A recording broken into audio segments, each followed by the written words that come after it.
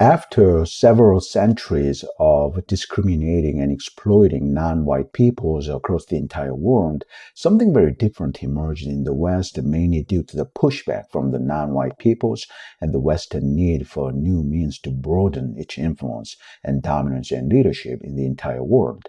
Neoliberalism, anti-racism, desegregation, integration, and non-white immigration transpired in the West, both in Europe and in North America.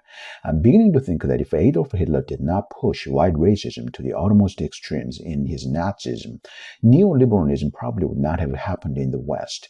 The British and the Anglo-Americans, who were overt racists, started to step back from overt racism after the defeat of the Nazi Germany, not before, because what they fought against had to be bad in some way, and they couldn't be just like whom they stood against. I think Adolf Hitler wanted to be like or better than the British and the Anglo-Americans, who had the most power and dominance and influence in the world at the time. So Adolf Hitler pushed white racism and eugenics to the uttermost extremes, which were the British and Anglo-American idea and practice and institution long before Adolf Hitler. In that sense, Adolf Hitler was a copycat of the British and the Anglo-Americans who wanted to outdo his models and idols in their own game, which inadvertently pushed the British and the Anglo-Americans to step back from their traditional path of white conservatism, nativism, and protectionism. I wanted to re-examine the cause of the rise of Adolf Hitler, which was the defeat of Germany in World War I. Adolf Hitler openly favored Germany becoming the most powerful state in the world with the most superior race of people. But for the German voters at the time, what mattered the most was the German economy. The racial superiority was an icing on the cake because it was the German economy that really mattered at the time, which had a detrimental influence and over 30% of unemployment rate. So why did Germany lose in World War I? It's a well-known fact that the Germans blamed the German Jews for their loss in World War I. Before the Nazi rise to power, Jews represented less than 1% of Germany's population. If the German Jews, less than 1% of Germany's population at the time, could really cause Germany to lose in World War I because they wanted to, that would have been superhuman achievement. If the German Jews were the top 1% of Germany at the time, economically and politically, it might have been possible for the German Jews to determine the national fate of Germany, but certainly it was the Germans who were in charge of both economy and politics before, during, and after World War I. Germany during World War I had an emperor, a Kaiser. The British, the French, and the Anglo-Americans absolutely hate the German guts, so they defeated Germany and displaced its imperial government system. Searching why did Germany lose World War I on the internet returns Germany failed to succeed in World War I because there were three main reasons: the failure of the Schlieffen Plan, nationalism, and the Allies' effective use of attrition warfare. And Germany lacked the necessary raw materials to make cordite, the vital propellant for bullets and shells and explosives. Austria-Hungary was hampered by a lack of rail transport and rail infrastructure.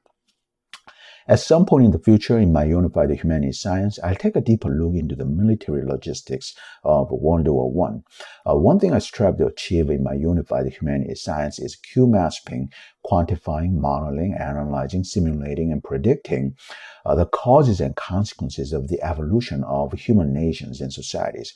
Since wars, especially being defeated in a war, cause a drastic and dramatic national reality change and evolution, I'll Q-map the causes and consequences of wars in extreme details in my Unified Humanities Science. Humanity always operates in cycles. After a period of extreme violence and instability, a period of peace and tranquility and harmony follows.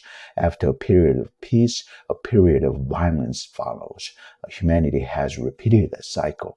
After the World War II, peace has been prevalent in the West.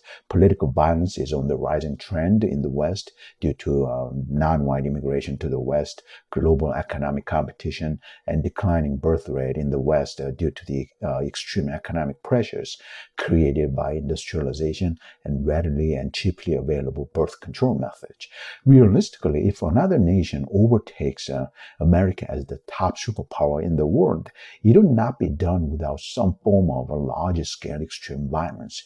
A replacement of a powerful nation, especially a super powerful nation, is always done through extreme violence, through one or more wars. Without World War II, Britain would not have lost its empire. Britain had to concede its empire because of World War II. When Britain was weakened by or due to World War II, America and Britain's colonies, such as India, seized the chance to dismantle the British Empire for their gain and their benefit. I think it behooves to look at wars as international power struggles, international exertions of power, and international replacement of power. If China is really serious about replacing America as the most powerful superpower, then China will have to surpass America in technology, economy, and military, and suffer enormous human casualties for becoming the top superpower.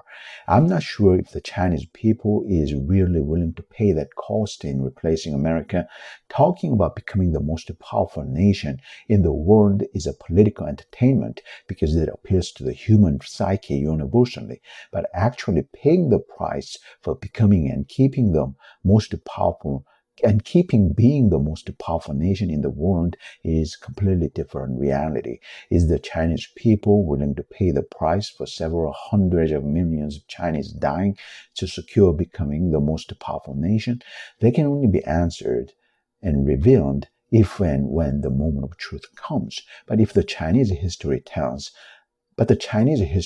that the Chinese people are willing to die in massive numbers for their cause. If the Chinese people are really serious about toppling America, then the bloodshed across the entire humanity would be enormous, likely numbering billions.